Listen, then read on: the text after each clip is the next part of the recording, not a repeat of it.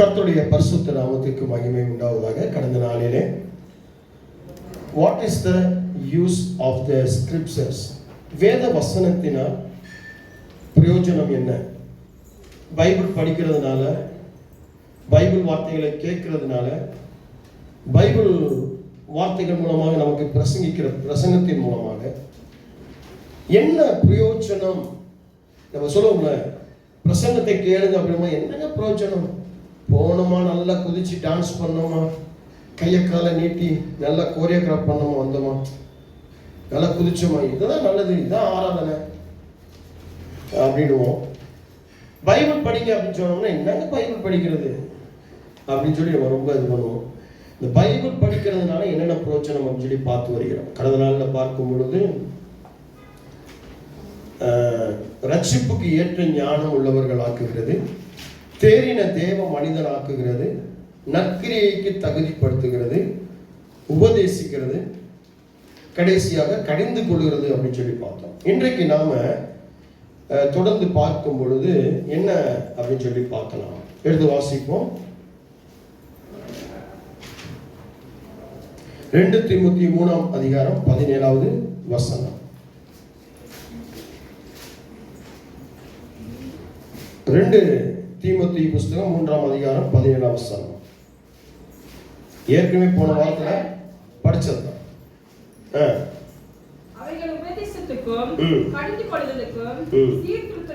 சீர்திருத்தலுக்கும் அடுத்தபடியாக சீர்திருத்துகிறது. நீங்க பைபிள் படிக்கிறது, பைபிள் வார்த்தைகளை போதிக்கும் பொழுது, அதை பிரசங்கிக்கும் பொழுது, அதை கேட்கும் பொழுது, அந்த வார்த்தைகள் என்ன செய்கிறது என்று சொல்லி பார்க்கும் பொழுது உங்களை சீர்படுத்துகிறது. அதாவது ரீஃபார்ம்ஸ் அப்படின்னு சொல்லி ஆங்கிலத்தில் சொல்லப்பட்டிருக்கிறது. இதுக்கு வந்து பார்த்தீங்கன்னா இம்ப்ரூவ்மெண்ட், ரீஃபார்மேஷன் அப்படின்னு சொல்லி ஆங்கிலத்தில் மொழிபெயர்த்திருக்கிறாங்க. இது தமிழில் வந்து ஒழுங்கை ஏற்படுத்துகிறது அப்படின்னு சொல்லி பார்க்கிறோம். ஒழுங்கை ஏற்படுத்துகிறது. நீங்க பைபிள் படிக்கும் பொழுதுதான் அந்த வசனம் உங்களை ஒழுங்குபடுத்தும்.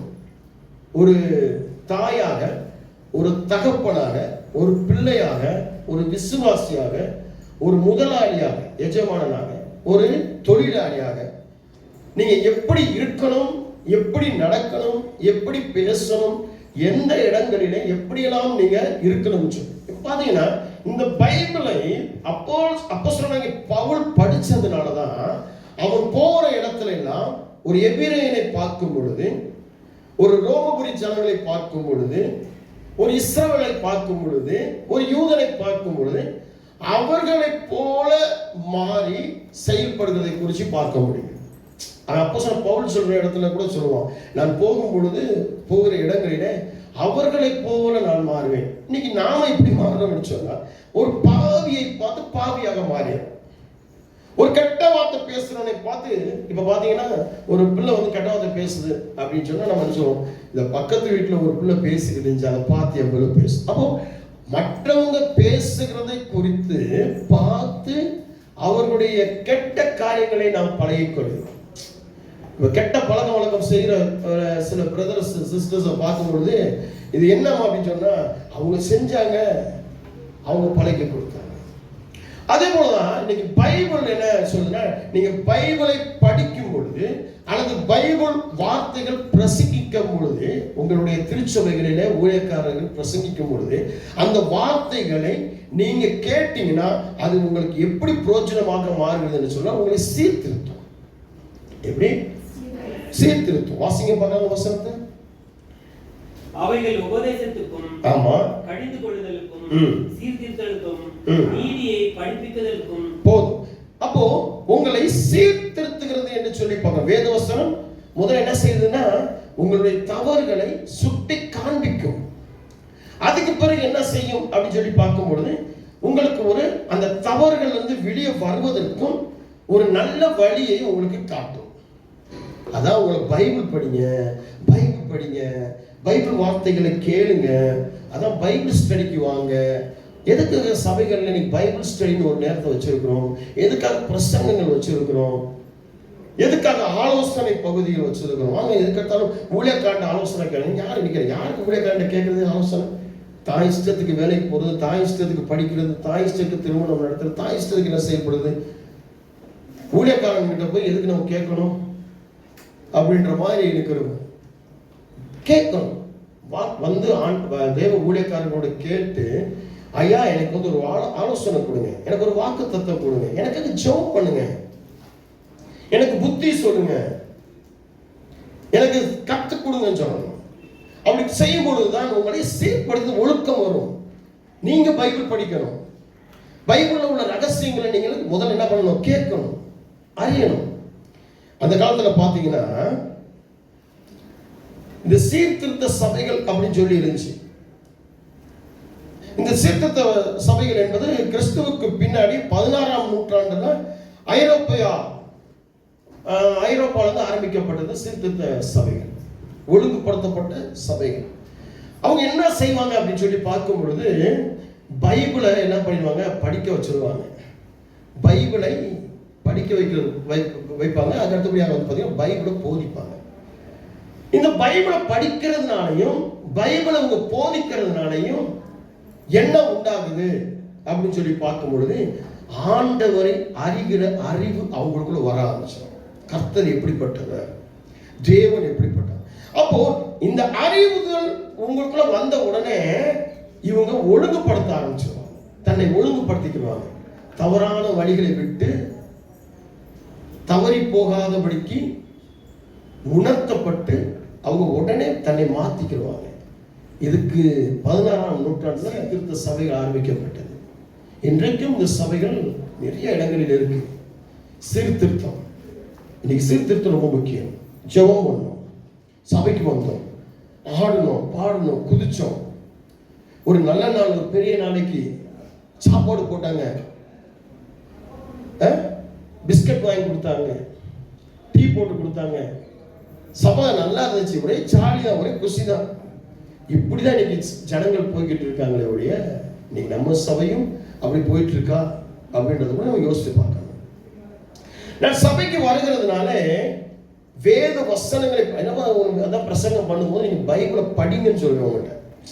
இப்போ நாங்கள் பிரசங்கம் பண்ணும்போது நாங்களே ஒரு வசனத்தை சொல்லி நாங்களே அதை புரட்டி அதை தேடி அதை படித்து நாங்களே பிரசங்கித்து போகிறது பெருசு இல்லை. ஏன் உங்களை அடிக்கடி உங்களுக்கு அந்த வசனம் எடுத்து படிங்கன்னா, நீங்கள் படிக்கும் பொழுது நீங்கள் ஆண்டவரை அறிய முடியும். ஆண்டவரை அறியும் பொழுது, ஆண்டவரை தெரியும் பொழுது, நீங்கள் உணர்த்தப்படும் பொழுது உங்களுக்குள்ள இருக்கக்கூடிய தவறுகளையும் நீங்க சரி பண்ண முடியும். இன்னும் ஆண்டவருக்குள்ள வளர்கிற அந்த வளர்ச்சி உங்களுக்குள்ள வரும். இருக்கீங்களா? பிரியமானவர்களே, எடுத்து வாசிங்க. நீதிமொழி 1ஆம் அதிகாரம் 23ஆம் வசனம். நீதிமொழிகள் 1ஆம் அதிகாரம் 23ஆவது வசனம். எடுத்து வாசிங்க.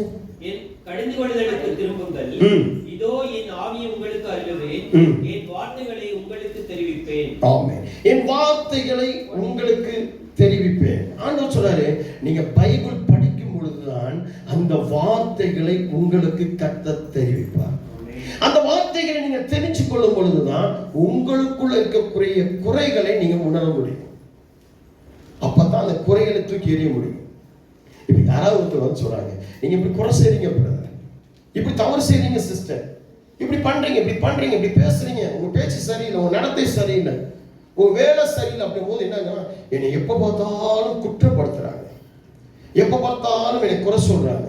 உடனே அழுது புலம்பி அது ஒரு 10 பேர்கிட்ட சொல்லி தூத்தி, இவங்க என்னை பேசிட்டாங்க, இவங்க என்னை திட்டாங்க, இவங்க அப்படி பண்ணிட்டாங்க, இவங்க இப்படி பண்ணிட்டாங்க. உடனே ஸ்டேட்டஸ்ல ஒரு பாட்டா வச்சு, ஒரு வசனமா வச்சு, அது வெளி உலகத்துக்கு நம்ம காட்டி, இப்படிதான் நீங்க அநேகர் போய்கிட்டு இருக்கீங்களா? கொஞ்சமாவது சீர்திருத்தப்பட, என்னை சீர்திருத்தப்படுவதற்காக நான் என்ன செய்திருக்கிறேன்? ரொம்ப முக்கியம். எடுத்து வாசிங்க. அடுத்தபடியாக எடுத்துக்கோங்க, மத்தேயு சுவிசேஷ புத்தகம் 5ஆம் அதிகாரம் 13ஆம் வசனம். படி. இயேசு அவைகளுக்கு உத்தரவு கொடுத்தவுடனே அசுத்த ஆவிகள் புறப்பட்டு பன்றிகளுக்குள்ளே போயின. உடனே ஏறக்குறைய 2000 பன்றிகள் வழியில் உள்ள அந்த கூட்டம் உயர்ந்த மேட்டுகளிலிருந்து ஓடி கடலிலே பாய்ந்து கடலில் அமிழ்ந்து மாண்டது. 5ஆம் அதிகாரம் 13வது வசனம். நீங்கள் பூமிக்கு உப்பாய் இருக்கிறீர்கள். உப்பானது சாரமற்று போனால் ஆமா வெளியே கொட்டப்படுவதற்கும் மனுஷனால் மிதிப்படுவதற்கும் ஒழிய வேறொன்றுக்கும் உதவாது. நமக்குள்ள இருந்து நற்கிரியைகள் வெளிப்பட வேண்டும், சாரம் வெளிப்பட வேண்டும். இருக்கீங்களா? நமக்குள்ள இருந்து நற்கிரியைகள். அப்போ சீர்திருத்தத்தின் மூலமாகத்தான், சீர்படுத்தப்படும் பொழுதுதான், நம்ம ஒழுங்குபடுத்தப்படும் பொழுதுதான் நமக்குள்ள இருந்து நற்கிரியைகள் வெளியே வரும், சாரம் வெளியே வரும். இருக்கீங்களா? சாரம் வெளியே வரும் பொழுதுதான், அதாவது சாரம் உள்ளவர்களாக மாறும் பொழுதுதான் நாம எப்படி வாழ முடியும்? எப்படி வாழ முடியும்? சபையிலும் சரி, திருச்சபையிலும் சரி, குடும்பத்திலும் சரி, ஒரு நன்மையான ஒரு மாற்றமாக வாழ முடியும். இருக்கீங்களா? நம்ம ஒரு நற்கிரியைகளோடு வாழ முடியும். அப்ப அந்த நற்கிரியைகள் நமக்கு வரணுமா? வர வேண்டாமா? என்னை பார்த்து ஒரு நற்கிரியைகள் வெளியே வரும் பொழுது, என்னை பார்த்து என்னுடைய குடும்பமும் நற்கிரியைகளாக மாறும் பொழுது, என்னை பார்த்து என்னை சுற்றி இருக்கக்கூடிய ஜனங்கள் நற்கிரியைகளாக மாறும் பொழுது, என்னுடைய உறவினர்கள், என்னுடைய உற்றார்கள், இப்ப நம்ம சொல்லுவோம், பாஸ்டர் நான் சபைக்கு கூப்பிடுறேன், என்னுடைய உறவினர்கள் வரமாட்டேங்கிறாங்க, ஜெபிக்க கூப்பிடுகிறேன், என்னுடைய உறவினர்கள் வரமாட்டேங்கிறாங்க, குடும்ப ஜெபம் வரமாட்டேன், தனி ஜெபம் வரமாட்டேன்றாங்க, பைபிள் படிக்க வரமாட்டேன்றாங்க, சாட்சி சொல்ல வரமாட்டேன்றாங்க. ரொம்ப கஷ்டப்பட வேண்டியதா இருக்கு. எனக்கு வேதனையா இருக்கு, எனக்கு துக்கமா இருக்கு. இப்ப நீ ஒன்றும் செய்ய வேண்டாம். யாரையும் நீ பைபிள் படிக்கவா, ஜெபமனவா, சர்ச்சைக்குவா, மனம் திரும்ப மனமா கூப்பிட வேண்டாம். நீ சாரத்தை வெளியே கொண்டு வந்து, நீ ஒரு நற்கிரியைகளோடு, ஒரு சாட்சியோடு உன் திருச்சபையிலையும் உன் குடும்பத்திலையும் நீ வாழ பழகிட்டேனா, ஒரு பொறுமையில, ஒரு சமாதானத்துல, ஒரு சந்தோஷத்துல, நீ ஒரு சாரமேற்றப்பட்ட ஒரு பிள்ளையாக நீ வாழ, சாரமுள்ள ஒரு பிள்ளையாக நீ வாழும் பொழுது உன்னை பார்த்து மற்றவர்கள் தானாக முன் வருவார்கள். இல்லைன்னு சொன்னா, நீங்க கோபத்தை காட்டும் பொழுது, ஒரு இகழ்ச்சியை காட்டும் பொழுது, ஒரு எரிச்சலை காட்டும் பொழுது, நீங்க தன்னை நல்லவர்கள் என்று சொல்லி காட்டி மற்றவர்களுக்கு முன்பதாக உங்களை ஒரு தகுதியிலிருந்து உங்களை மாற்றி காட்டும் பொழுது அவங்களுக்கு அது ஒரு மன உளைச்சலா இருக்கும். இருக்கீங்களா? சீர்திருத்தம் என்பது என்ன அப்படின்னா, சாரமேற்றப்பட்ட வேதம் சொல்லி அர்த்தப்படியா 14 வரைக்கும் வாசிக்கணும். நீங்கள் உலகத்துக்கு வெளிச்சமாய் இருக்கிறீர்கள். மலை மேல் இருக்கிற பட்டணம் மறைந்திருக்க மாட்டாது. மலை மேல் இருக்கிற பட்டணம் மறைந்திருக்க மாட்டாது. ஒரு மலை மேல நீங்க பாத்தீங்கன்னா, இந்த மலை மேல இருக்கிற பட்டணம், இந்த ஊட்டி பகுதிக்குள்ளேயோ, கொடைக்கானல் பகுதிக்குள்ளேயோ, மூணார் பகுதிக்குள்ளேயோ, இந்த மாதிரி பகுதிகளுக்குள்ள நீங்க போகும் பொழுது பாத்தீங்கன்னா, நீங்க கீழே அடிவாரத்துல போகும் பொழுது மேல வெளிச்சங்கள், இரவுல வெளிச்சங்களை பார்க்க முடியும், லைட் வெளிச்சங்களை பார்க்கும். அப்ப தெரியும் இந்த இடத்துல வீடுகள் இருக்கு, இந்த இடத்துல எல்லாம் வெளிச்சம் பார்க்கிறோம். அப்போ அந்த பட்டணம் வெளிச்சத்தை தரக்கூடியது. அப்போ இந்த சாரமேற்ற ஒரு உப்பு எப்படி இருக்குமோ அதே போலதான் இங்க வெளிச்சம் ஆகுது. அப்போ இந்த வெளிச்சம் என்பது எதை குறிக்குது அப்படின்னு சொல்லி பார்ப்போம். உங்களுடைய சீர்திருத்தங்களை குறிக்குது. உங்களுடைய சீர்திருத்தம் என்பது, அந்த ஒழுக்கம் என்பது ஒரு வெளிச்சமாக மற்றவர்களுக்கு வெளிச்சமாக காட்டணும். நீங்க பைபிள் படிச்சு வசனங்களை சொல்லி அவங்களுக்கு முன்னாடி நின்று இஸ்ரவேலின் தேவன் அப்படி பாடலாம், கையெல்லாம் தூக்கி கையெல்லாம் தட்டி. நீங்க நிறைய பேர் பாத்தீங்கன்னா கிறிஸ்தவம் அப்படின்னா வீட்டுல பாத்தீங்கன்னா ஒரு இதெல்லாம் வாங்கி வச்சுக்கிட்டு, ஒரு தவையெல்லாம் அது இதுன்னு வாங்கி வச்சுட்டு, கீபோர்ட்லாம் வாங்கி வச்சுட்டு, அப்புறம் டிவியில பாட்டுகளை, கிறிஸ்தவ பாட்டுகளை போட்டு டேபிள்ல போட்டு தான் காட்டணும் தேவையில்லை. உங்க வெளிச்சம், உங்களுடைய சீர்திருத்தம், உங்களுடைய ஒழுக்கம் மற்றவர்களை பார்த்து இவங்க கிறிஸ்தவர்கள், இவங்க கிறிஸ்தவ விசுவாசிகள், இவங்க திருச்சபைக்கு போகிறவர்கள், இவங்க ஜெபம் பண்றவங்க சொல்லி அப்படி காட்டணும். நம்ம எப்படி போதுமா? இப்ப நீங்க எப்படி காட்டுவீங்க தெரியுமா? இந்த உணர்ச்சி வசப்பட்டு ஒரு நேரம் படிச்சு மூஞ்ச நல்லா காட்டுவீங்க. என்ன சிஸ்டர் எப்படி இருக்கீங்க, நல்லா இருக்கீங்களா, சாப்பிட்டீங்களா, நீங்க அடுத்து மூஞ்சி பேசவே மாட்டீங்க. அவன் நல்லா இருப்பாள், யார் பக்கத்து வீட்டுக்காரங்க மூஞ்சி பாருங்க. நம்ம சபைக்கே பாருங்களேன், ஜீவனோட ஒரு நாள் நல்லா வருவீங்க, குஷியோடு சிரிச்ச போது இன்னொரு நாள் பார்த்தீங்கன்னா 3 உட்காந்து எப்படா இருந்தாலும் முடிப்பான் பாஸ்டர், டக்குன்னு முடிச்சுட்டு போயிட்டு இருப்பாங்க. அப்ப என்ன ஆகுது? இதுதான் நாளுக்கு நாள் மாற்றம். இது உணர்ச்சி வசப்பட்டு செயல்படுகிறது. சீர்திருத்தம் ரீஃபார்ம்ஸ் அப்படின்றது பாத்தீங்கன்னா எப்படி அப்படின்னா, உள்ளத்தின் ஆழத்தை ரத்தம் சொல்லுவாங்க, உள்ள ரத்தத்துக்குள்ள உருவாக்குறது அப்படின்வாங்க. அது மாதிரி ரத்தத்துக்குள்ள இயேசு கிறிஸ்துடைய ரத்தம் உன்னுடைய ரத்தத்துக்குள்ள போய் உன்னுடைய ரத்தம் இயேசு கிறிஸ்து ரத்தமாக காட்டும். எப்படின்னா எப்படி இது ஒரு விஷயம் அப்படின்னா, நீங்க எப்படிப்பட்டவர்கள் அப்படின்னா, நீங்க ரட்சிக்கப்பட்டவர்கள் அப்படின்னா இயேசுவுடைய முகத்தை வெளியே காட்டுகிறது, இயேசு கிறிஸ்துடைய குணத்தை வெளியே காட்டுகிறது. உங்களை மறைச்சிட்டு ரட்சிக்கப்பட்டவர்கள் நீங்க பேசும்போது, செயல்படும் போது, நடக்கும் போது, உதவி செய்யும் பொழுது, மற்றவர்களோடு சமாதானம் இருக்கும்போது இயேசுவுடைய முகம் அவங்களுக்கு தெரியும். அதான் விஷயம். நீங்க கிறிஸ்தவன், நானும் கிறிஸ்தவன் தான், நானும் கிறிஸ்தவன் தான், நானும் கிறிஸ்தவன், நானும் சிலுவை தூக்கினவன் தான், நானும் சிலுவையில் அடிக்கப்பட்டவன் தான், நானும் பைபிள் படிச்சவன் தான், நானும் ஜெபம் பண்ணது, நானும் சர்ச்சுக்கு போனது, நானும் பைபிள் காலேஜில் படிச்சவன் தான். இல்லைங்க பிரியமானவர்கள், நீங்க சொல்லணும் தேவையில்லை. நீங்க சொல்லணும் தேவை. உங்க முகத்துல இயேசு கிறிஸ்து தெரிய ஆரம்பிச்சிட்டார் அப்படின்னாலே எல்லாமே போகும். இதான் விஷயமே இருக்கு. வாசிங்க அந்த வசனத்தை. விளக்கை கொளுத்தி மரக்காலால் மூடி வைக்காமல் விளக்கு தண்டின் மேல் வைப்பார்கள். அப்பொழுது அது வீட்டிலுள்ள யாவருக்கும் வெளிச்சம் கொடுக்கும். வீட்டிலுள்ள யாவருக்கும் அது வெளிச்சமாக இருக்கும். ஒரு ஆள் சீர்திருத்தப்பட்டு, நோவா என்ற ஒரு மனிதன் சீர்திருத்தப்பட்டதுனால அவன் ஒரு பேலையை, இப்ப பாத்தீங்கன்னா பேலையை அடிச்சிட்டு இருக்கான், போறேன் வரேன் என்ன பேசியிருப்பான், இவனுக்கு ஒரு வேலையில போய் மரத்தை போய் வெட்டிட்டு வந்துட்டு இருக்கிறான், மரத்தை அறுத்துக்கிட்டு இருக்கான், டொக்கு டொக்கு டொக்கு நீ நைட்டும் மகன் அடிச்சுக்கிட்டு இருக்கான், என்னையா செய்யறான். இப்ப நம்மளா இருந்தா நம்ம கண்டிப்பா நம்மளாம் செய்வோம். இந்த பாஸ்ட் என்னையா டொக்கு டொக்கு டொக்குன்னு அடிச்சுட்டு இருக்காரு, இந்த விசுவாசி என்னையா அப்படி பேசிட்டு இருக்கு. இப்ப நீங்களே போய் பேசுவீங்களா, வாரம் வந்தா இந்த ஆள் லொட்டுன்னு பேசிக்கிட்டே இருப்பான், லொடக்குன்னு பேசிக்கிட்டே இருப்பான், இவனுக்கு வேற வேலையே இல்லை, இதுதான் இவனுக்கு. இதே மாதிரி அன்னைக்கு பேசியிருப்பாங்க, இவன் என்ன டொக்குன்னு தட்டிக்கிட்டு இருக்கான், என்னத்தையும் பண்ணிக்கிட்டு இருக்கான், என்னத்தையும் மரத்தை அறுத்துட்டு வந்திருக்காங்க. ஆனால் எப்ப தெரிஞ்சிச்சு தெரியுமா? அந்த பேலை உருவானதுக்கு பிறகு, அந்த டோர்கள் அடைக்கப்பட்ட பின்பதாக, அந்த மழை பேஞ்சு மழை தண்ணி நின்ன பிறகு, இந்த கப்பல் அரராத்துல போய் நின்ன பொழுது திரும்பி பார்க்கும்போது அந்த பட்டணமே இல்லாமல் இருக்கும் பொழுது, இப்பதான் நோவாவை பார்த்து அவனுடைய மனைவி, அவனுடைய பிள்ளைகள், அவனுடைய மருமக்கமார் ஒரு பிரகாசம் அடைஞ்சாங்க. உன்னாலதான் நாங்கள் ரட்சிக்கப்பட்டோம், உன்னாலதான் நாங்கள் மீட்கப்பட்டோம், உன்னாலதான் நாங்கள் பாதுகாக்கப்பட்டோம். நீ ஆண்டவரோடு இருந்தபடினாலே, நீ ஆண்டவரோடு பேசினபடினாலே, நீ ஆண்டவருக்கு கீழ்ப்படிஞ்சபடினாலே, நீ ஆண்டவருக்கு உத்தமனா இருந்தபடினாலே, இதுதான் இங்க சொல்லப்பட்டிருக்கிறது. வாசிங்க. விளக்கை கொளுத்தி மரக்காலால் மூடி வைக்காமல் விளக்கு தண்ணின் மேல் வைப்பார்கள். அப்பொழுது அது வீட்டில் உள்ள யாவருக்கும் வெளிச்சம் கொடுக்கும். வீட்டில் உள்ள யாவருக்கும் எது வெளிச்சம் கொடுக்கணும்? உங்களுடைய ஒழுங்குகள், அதாவது உங்களுடைய சீர்திருத்தம், அந்த ரீஃபார்ம்ஸ் அப்படின்றது மற்றவர்களுக்கு வெளியே கொண்டு வரணும். நீங்க சொல்லுவீங்க, என் பிள்ளைய அடிச்சு பைபிள் படிக்க வைக்கிறேன், அடிச்சு சர்ச்சைக்கு கூட்டுறேன், அடிச்சு எழுப்பி காலைல தூங்குற பிள்ளை எந்திரிக்க மாட்டேன், போட்டு அடின்னு அடிச்சு எழுப்புறேன். அப்ப நான் சொல்லுவேன், நீ ஒழுங்கு இல்லை. என் புருஷனை கூப்பிட்டு பார்க்கிறேன், என் மனைவியை கூப்பிட்டு பார்க்கிறேன், குடும்ப ஜெபத்துக்கும் தனி ஜெபத்துக்கும் வரவே மாட்டேங்கிறாங்க.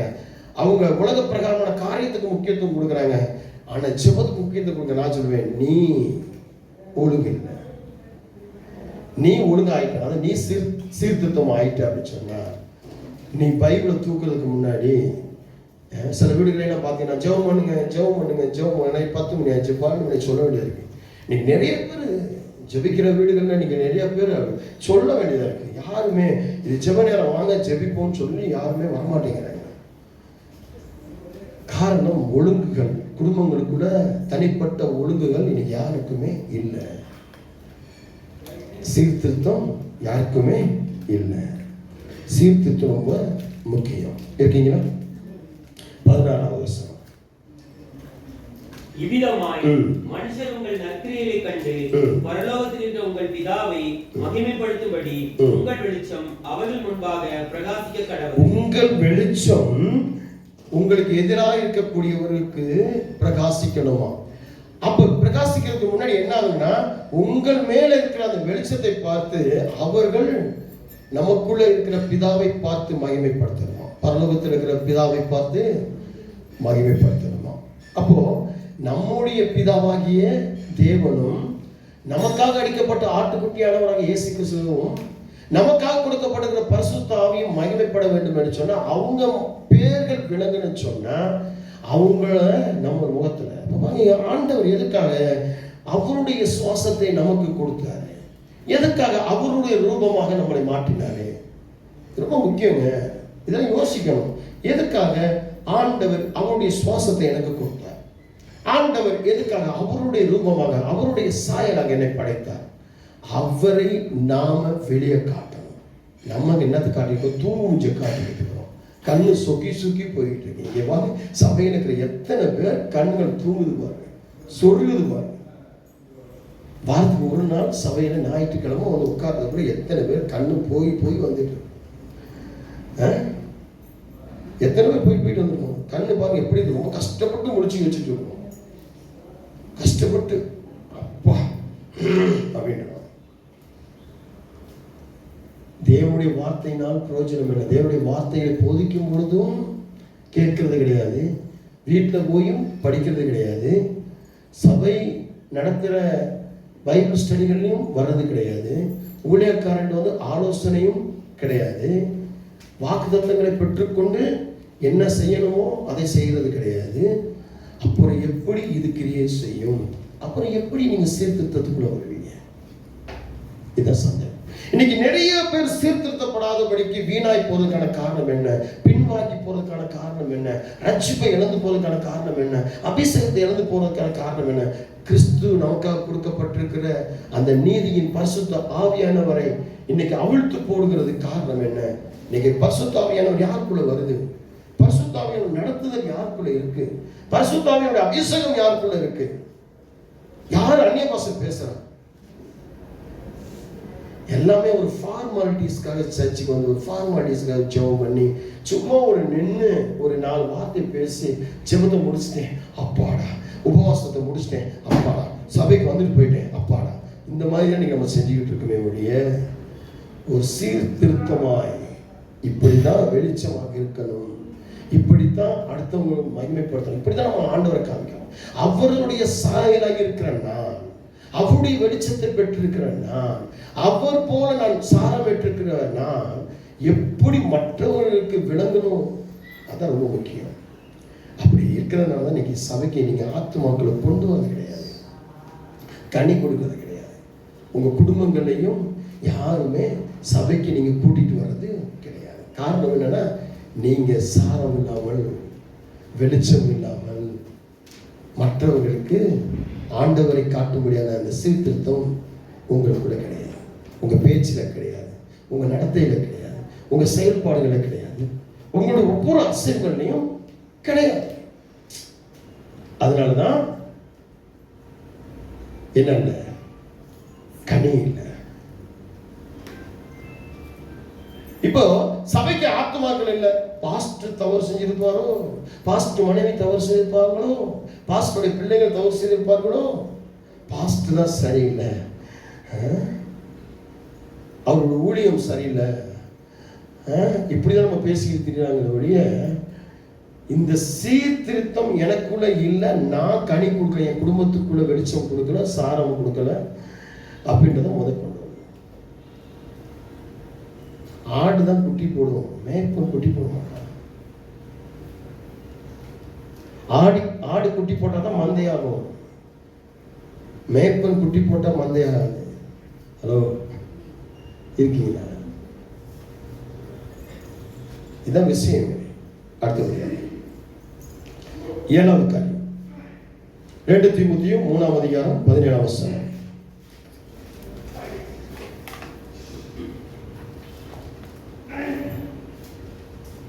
வாசி.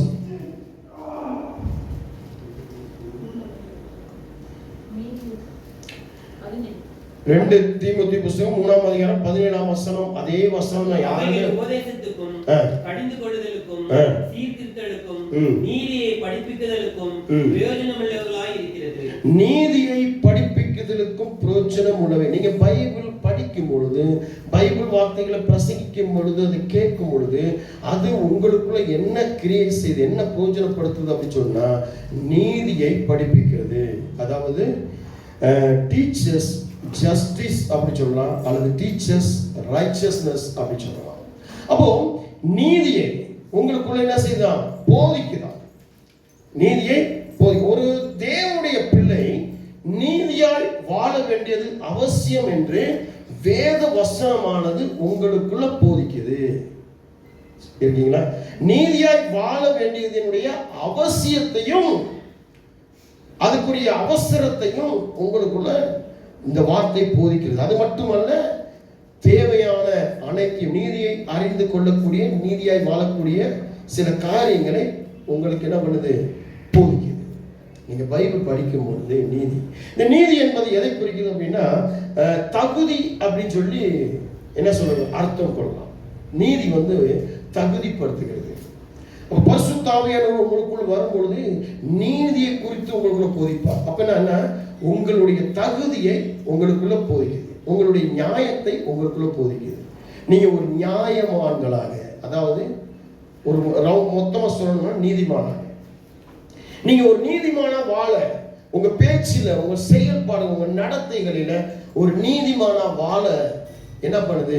பிரயோஜனப்படுத்துது. ஒரு கணவனுக்கு முன்பாக, ஒரு மனைவிக்கு முன்பாக, ஒரு பிள்ளைக்கு முன்பாக, நண்பர்களுக்கு முன்பாக, வேலை செய்யற இடத்துல, வியாபாரம் செய்யற இடத்துல, சபைகளில, ஒரு புறச்சாதிகளுடைய கூட்டத்தில், புறச்சாதிகளுடைய மத்தியில உங்களை ஒரு நியாயமான, அந்த இடத்துல ஒரு தகுதிமான, எல்லா புத்திக்கும் மேலான புத்தியோடு, எல்லா அறிவுக்கும் மேலான அறிவோடு, உலக பிரகாரமா இருக்கும்போது நீ அறிவா இருக்கும். உலக பிரகாரமா பாவம் செய்யறவன், மீறுதல் செய்யறவன் நிறைய போதிப்பான். சில நேரம் பாருங்க, அவங்க சொல்லும் போது ஆமா அவங்க சொல்ல கரெக்டா தான் இருக்கு, நியாயமா தான் இருக்கு. அவங்களோட குடிகாரராக இருந்தாலும், அவங்களோட திருடர்களாக இருந்தாலும், ஒரு திருடனா இருந்தாலும், ஒரு தப்பான ஒரு மனிதன் மனுஷியா இருந்தாலும், அவங்க சொல்ல நியாயமா தான் இருக்கு. ஆனால் அதை நீங்க பைபிள் மூலமா ஆராய்ச்சி பார்த்தீங்கன்னா அவங்க சொல்றது உலக பிரகாரமான சரியா இருக்குமே, அது தகுதியாக இருக்காது. எப்ப தகுதியாக மாறும்னா, நீதியாக நீங்க மாறும் சொல்றது. அநீதிக்கும் நீதிக்கும் வித்தியாசம். அப்ப அநீதி உள்ளவர்கள் செய்கிற நியாயங்கள் அது அநியாயமாகத்தான் கண்ணுக்கு தெரியும். எவ்வளவுதான் நியாயப்படுத்தி பேசினாலும், எவ்வளவுதான் சரிப்படுத்தி பேசினாலும் தப்பு தான். ஆனா நீதிமான் செய்கிற ஒவ்வொரு விஷயம், ஒவ்வொரு அசைவும் அது எப்படி இருக்கும் அப்படின்னா நீதியாக இருக்கும். வாசிங்க ஏசாயா 42:22. ஏசாயா புஸ்தகம் 42ஆம் அதிகாரம் 22ஆம் வசனம் வாசிக்கலாம். இந்த ஜனமோ கொள்ளையிடப்பட்டும் சூறையாடப்பட்டும் இருக்கிறார்கள். அவர்கள் அனைவரும் கெபிகளிலே அகப்பட்டு காவல் அறைகளிலே அடைக்கப்பட்டிருக்கிறார்கள். தப்பிவிப்பர் இல்லாமல் கொள்ளையாகி விட்டுவிடு என்பார், இல்லாமல் சூறையாவார்கள். பாருங்க, இந்த ஜனமோ கொள்ளையிடப்பட்டும் சூறையாடப்பட்டும் இருக்கிறார்கள். அவர்கள் அனைவரும் கெபிகளிலே அகப்பட்டு கல்லறைகளிலே அடைக்கப்பட்டிருப்பார்கள். தப்பிப்பார் இல்லாமல் கொள்ளையை விட்டுவிடு என்பார், இல்லாமல் சூறையாவார்கள். யாரு யாரு? அநீதி உள்ளவர்கள். அதான் நீதி உள்ளவர்களுக்கும், அதாவது தகுதியானவர்களுக்கும் தகுதி இல்லாதவர்களுக்குமான காரியம். அதனாலதான் நீங்க நீதியா இருங்க. ரைச்சஸ்னஸ் ரொம்ப முக்கியம். நீதிக்குள்ள வாங்க. உங்களுடைய பேச்சில நீதி இருக்கணும், உங்களுடைய செயல்பாடு நீதி இருக்கணும், உங்களுடைய வாழ்க்கையில் நீதி இருக்கணும், உங்களுடைய ஒவ்வொரு அசைவுகளிலும் நீதி இருக்கணும். அந்த நீதியை வெளிப்படுத்திக்கிட்டே இருக்கணும். ஒரு தகுதி, நான் யார்? ஒரு தகுதி உள்ளவன். நான் யார்? ஒரு தகுதி உள்ளவன். என்னுடைய நடத்தையில் ஒரு தகுதி இருக்கணும். நான் புறஜாதிகள் செய்கிறது போல, புறஜாதி ஜனங்கள் செய்கிறது போல, அவர்களுடைய அழிவு போல எனக்குள்ள இருக்கக்கூடாது. அவர்களை போல நான் குறை உள்ளவர்கள் இருக்கக்கூடாது. நான் அங்கே மாறுபட்டு காட்டணும், அங்க வித்தியாசப்படுத்தி காட்டணும். நான் யார் என்பதை மற்றவர்கள் உணரும்படியான ஒரு தகுதி எனக்குள்ள இருக்கும். அதான் நீதி. நீதிமான் என்பது என்ன? நீதிமானான் ரத்தத்தாலே கழுவப்பட்ட நீதிமான். யார்? இயேசு கிறிஸ்துவை ரத்தத்தால கழுவப்பட்டவன் தான் நீதிமான். இயேசு கிறிஸ்துவை போல மாறுகிறவன் தான் நீதிமான். ஒரு பனை மரத்தை போல செழிப்பா நிற்கிறவன் தான். பனை மரம் பாருங்க, ஒண்ணுமே வேஸ்டா போகாது, எல்லாமே செயல்படும். இதுதான் நீதிமானை பனை மரத்தோடு ஒப்பிட்டு வேதம் சொல்லுகிறது என்று சொன்னா என்ன அர்த்தம்னா, எல்லாத்திலுமே உனக்குள்ள ஒரு முடிவே இருக்கக்கூடாது. இப்ப படிச்ச வசனத்தில் போல எந்த ஒரு அழிவும் இருக்கக்கூடாது, எந்த ஒரு வித்தியாசமும் இருக்கக்கூடாது, எல்லாத்திலுமே செயல்பாடுகளா இருக்கணும். அதுதான் நீதிமான். உங்க குடும்பத்துக்குள்ள, உங்க வேலையில, உங்க வியாபாரத்துல, உங்க ஒவ்வொரு அசைவும், உங்க கேரக்டர் ஒவ்வொன்றிலையுமே நீங்க நீதியை படிப்பிக்கக்கூடியவங்க, படித்திருக்கக்கூடியவர்கள் அல்லது நீதியை தெரிந்திருக்கக்கூடியவர்களா, நீதியாக வாழக்கூடியவர்கள். அவங்க இப்படி சொல்லிட்டாங்க, இவங்க இப்படி சொல்லிட்டாங்க, அப்ப அவங்க அப்படி சொன்னாங்க, இவங்க இப்படி சொன்னாங்கன்னா நீ எங்க நீதியில விழுந்து போயிருக்க? அதான் ரொம்ப முக்கியம். புரியாது? எங்க நீதியில விழுந்து போயிருக்கீங்க, எங்க நீதி உங்களுக்குள்ள இல்லாம போயிருக்கு, அதான் ரொம்ப முக்கியம். இன்னைக்கு எல்லாமே நிறைய பேர் சொல்லுவாங்க, நீ அப்படி பேசிட்டாங்க பாஸ்டர், இப்படி பேசிட்டாங்க பாஸ்டர், என் குடும்பத்துல நீ அப்படி பண்ணிட்டாங்க, இப்படி பண்ணிட்டாங்க. அவங்க செயல்பாடுகள் எப்படி இருக்கு? நீங்க நீதியா நடந்தீங்க அப்படின்னு சொன்னா, நீங்க நீதியா நீங்க பேசுனீங்கன்னு சொன்னா, நீங்க நீதியா வாழ்ந்தீங்கன்னு சொன்னா, நீதியை படிப்பிச்சு சரியா இருந்தீங்கன்னு சொன்னா, உங்களை ஒருத்தன் குறை சொல்ல முடியாது. அப்பயும் ஒரு குறைய சொல்லுவாங்க. யார் அது குறை சொல்லணும்? சாத்தான் உங்களுக்கு விரோதமா குறை சொல்லுவான். அந்த குறை உங்களை தாக்காது. இருக்கீங்களா? ரோமர் புஸ்தகம் 14:17. தேவனுடைய ராஜ்யம் புசிப்பும் குடிப்பும் இல்லை, அது நீதியும் சமாதானமும் பரிசுத்த ஆவியினால் உண்டாகும் சந்தோஷமாக இருக்கிறது என்று சொல்லி பைபிள் சொல்லுது. அப்போ தேவனுடைய ராஜ்யம் என்பது என்னன்னா, நீதியும் சமாதானமாய் இருக்கக்கூடியது. உங்க வீட்டுக்குள்ள நீங்க முதல்ல நீதியா இருக்கணும், அந்த நீதியின் மூலமா சமாதானமா இருக்கணும். அந்த நீதியும் சமாதானத்தினால் பரிசுத்த ஆவியானவர் உங்களுக்குள்ள நிரப்பப்பட்டவராகணும். பரிசுத்த ஆவியோட நடத்துதல் இருக்கணும். அதான் பைபிள் சொல்லுது, கர்த்தருடைய ஆவியானவர் உங்களுக்குள் வரும் பொழுது நீதியை குறித்து போதிப்பார், நியாயத்தை குறித்து போதிப்பார், உலகத்தை குறித்து போதிப்பார், பாவத்தை குறித்து போதிப்பார். இன்னைக்கு இருக்கக்கூடிய ஜனங்களுக்கு நீ இப்படி நட, அப்படி நட, இப்படி பேசு, இப்படி பேசுனா ரொம்ப இது பண்ணுவாங்க. நீங்க நிறைய வீடுகளில் பார்த்தீங்கன்னா, இந்த பிள்ளைகள்ட்ட எல்லாம், சகோதர சகோதரிகள்ட்ட எல்லாம் சொல்லும்போது அவங்க முறைச்சுக்குவாங்க, கோவிச்சுக்குவாங்க, மூஞ்ச சொல்லி பேசவே மாட்டாங்க. அதான் உணர்த்தப்படாமல் இருக்கிறது. ஏன்னா அவங்க பைபிள் படிக்கல. இதோ ஒரு யாரோ சொல்லி அவங்க மாறி இருப்பாங்க, மனம் திரும்பி இருப்பாங்க, ரசிக்கப்படுவோம், ஞானஸ்தானம் இருப்பாங்க. இல்லது ஒரு ஆர்வத்தோடு உணர்ச்சி வசப்பட்டு ரசிப்புகளை வந்து ஞானஸ்தானம் எடுத்திருப்பாங்க. அதனால என்ன பண்ண முடியல, அவங்களால சரியாக இருக்க முடியாது. அதனாலதான் இன்னைக்கு பாருங்க, இந்த உணர்ச்சி வசப்பட்டு ஞானஸ்தானம் எடுத்தவங்க, சும்மா ஏதோ ஒரு காரியம் ஆகணும்னு சொல்லி ஞானஸ்தானம் எடுத்தவங்க, அவங்களாம் சபையில வந்து நினைச்சிருக்க மாட்டாங்க. சபைக்கு வந்தாலும் தூக்கிட்டு தான் இருப்பாங்க, கண்ணை மூடிட்டு தான் இருப்பாங்க. அவங்களுடைய சாட்சியுள்ள வாழ்க்கை, நீதி உள்ள வாழ்க்கை இருக்காது. ஏனோ தானோ ஒன்று, நீ என்ன சொல்லு, நான் இப்படித்தான், நீ என்ன சொல்லு, நான் இப்படிதான் இருப்பேன் அப்படின்ட்டு. எடுத்து வாசிங்க மத்தேயு 6:33. முதலாவது தேவனுடைய ராஜ்யத்தையும் அவருடைய நீதியையும் தேடுங்கள், அப்பொழுது இவைகள் எல்லாம் உங்களுக்கு கூட கொடுக்கப்படும். முதலாவதாக நீதியை தேடணும். நீங்க வந்து முதல்ல என்ன பண்ணுங்க, நீங்க பைபிள் படிக்கும் போது, ஜெபம் பண்ணும் போது, பைபிள் படிக்கும் போது அந்த பைபிள் உங்களுக்கு நீதியை கற்றுக் கொடுக்கும். நீதியை தேடணும், ஒரு தகுதியை தேடணும். இருக்கீங்களா? நீதியை தேடணும், ஒரு தகுதியை தேடணும். அதை விட்டு நீங்க உட்காந்து ஜெபம் பண்ணும் போதெல்லாம், எனக்கு கார் கொடுங்க ஆண்டவர், வீடு கொடுங்க ஆண்டவர், எனக்கு பணம் கொடுங்க ஆண்டவர், எனக்கு அது கொடுங்க ஆண்டவர், எனக்கு இது கொடுங்க ஆண்டவர், எனக்கு அப்படி கொடுங்க ஆண்டவர், இப்படி கொடுங்க ஆண்டவர். அவங்களுக்கு கொடுத்துட்டீங்க, இவங்களுக்கு கொடுத்துட்டீங்க, இப்படிதான் எல்லாரும் ஜெபம் பண்றீங்க. எனக்காவது ஒரு நாள், ஆண்டவரே நான் பைபிள் படிக்கிறேன், எனக்கு நீதியை போதிங்க, நியாயத்தை போதிங்க. வேதம் சொல்லுது, முதல்ல உங்களுடைய நீதியை நீங்க தேடும் போது உங்களுக்கு எல்லாமே கூட கூட கூட கொடுக்கப்பட்டுக்கிட்டே இருக்கும். நீதியை தேட ஆரம்பிச்சிட்டீங்கன்னா, நீதியை தேடி அதை பற்றி கொண்டு அந்த நீதி நீங்க நடக்க ஆரம்பிச்சிட்டீங்கன்னா, உங்களுக்கு எல்லாமே கூட கொடுக்கும். கூடனா கூடையாக அல்ல, உங்களோட இணைத்து இணைத்து இணைத்து சமாதானம் கூட வந்துடும், சந்தோஷம் கூட வந்துடும், கிருபை கூட வந்துடும், தயவு கூட வந்துடும், பணம் வந்துடும், பேரு புகழ் ஆஸ்தி வந்துடும், ரட்சிப்பு வந்துடும், சமாதானம் வந்துடும், விடுதலை வந்துடும், சுகம் வந்துடும், ஆரோக்கியம் வந்துடும், ஞானம் வந்துடும், எல்லாம் வர ஆரம்பிச்சோம். எல்லாம் கூட கூட கூட இணைஞ்சு வர ஆரம்பிச்சோம்.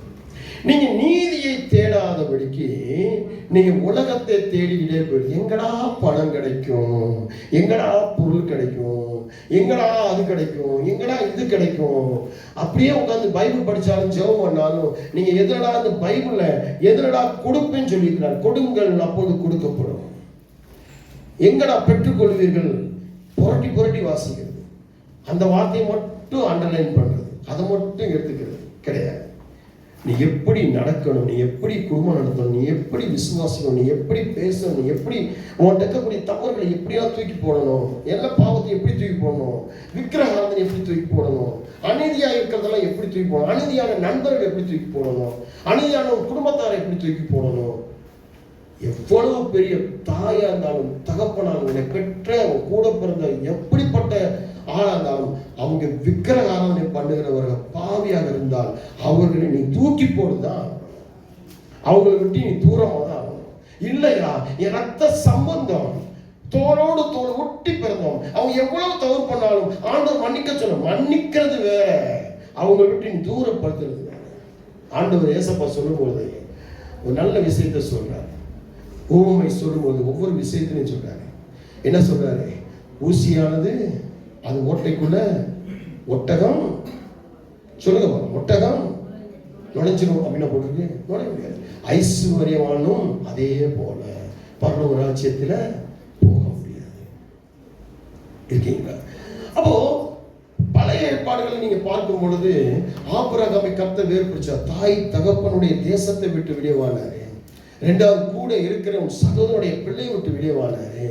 இன்னைக்கு நீ பணம், பேர், புகழ், ஆஸ்தி அந்த சம்பாதிச்சு வச்சு இதுதான் பெருசு, அது மூலமா கிடைக்கிற பாவமான வாழ்க்கை தான் பெருசு, அதுதான் பெருசுன்னு சொன்னால் நீ ஒட்டகம் போல ஊசி ஓட்டைக்குள்ள நுழையவே முடியாது. ஆமென். இருக்கீங்களா? அப்போ பரலோக ராஜ்யத்துக்குள்ள இப்ப நீங்க தேவனுடைய ராஜ்யத்துக்குள்ளே, அவருடைய ஆளுகைக்குள்ளேயே நீங்க உலகத்துல இல்லைன்னு சொன்னா, அவருடைய ஆளுகைக்குள்ளேயே இல்லைன்னு சொன்னா, அதாவது தேவனுடைய ராஜ்யத்துக்குள்ளேயே இல்லைன்னு சொன்னா நீங்க எப்படி பரலோக ராஜ்யத்துக்கு போக முடியும்? ரொம்ப முக்கியம். முதல் நீதியை கேட்கிறவங்களா இருக்கணும். நாங்களாம் பாத்தீங்கன்னா எவ்வளவு பலவீனம் வந்தாலும், எவ்வளவு நோய் இருந்தாலும் ஜெபிக்கிறத, பைபிள் படிக்கிறத, ஊழியத்தை நடத்துறத, கர்த்தருக்காக செய்கிற காரியங்களை நாங்க விடவே மாட்டோம்.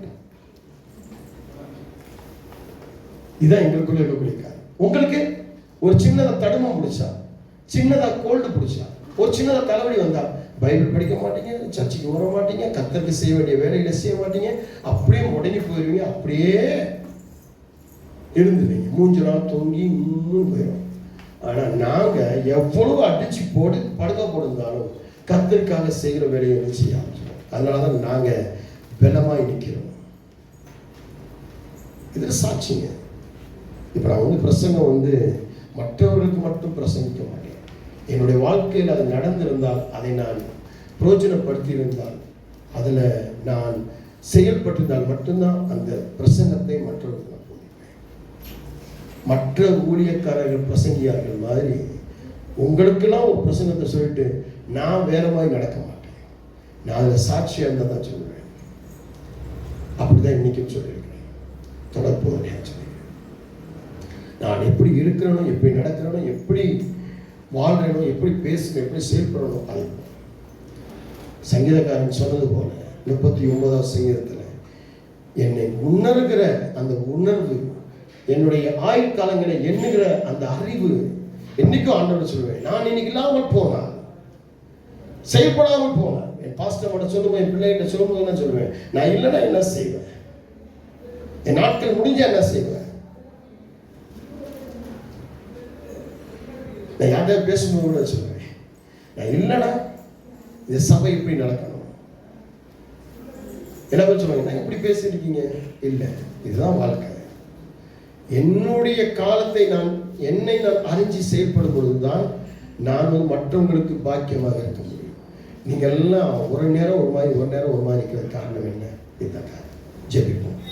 அளவுக்கு அதிகமாய் நேசிக்கிற அன்பின் பரலோகத்தின் பிதாவே, இதோ நாங்கள் தொடர் போதனையாக ஒரு சில வாரங்கள் வேத வசனத்தினால் பிரயோஜனம் என்ன என்று சொல்லக்கூடிய தலைப்பில் ஒரு 7 விதமான பாகத்தை நாங்கள் ஆராய்ந்து பார்த்திருக்கிறோம். இதுல பங்கெடுத்த ஒவ்வொருவரையும் நீங்க பொறுப்படுத்திக் கொள்ளுங்க. ஒவ்வொருவருக்கும் போதிங்க. இந்த கடைசி காலத்துல பிள்ளைகளை ஆண்டவரை அறிகிற அறிவுக்குள்ள, ஆண்டவருடைய ஆளுமைக்குள்ள, ஆண்டவருடைய ஆளுகைக்குள்ள, ஆண்டவருடைய ராஜ்யத்துக்குள்ள பிரவேசிக்கும்படியாக ஆண்டவர் ஒவ்வொருவரையும் தகுதிப்படுத்தும்.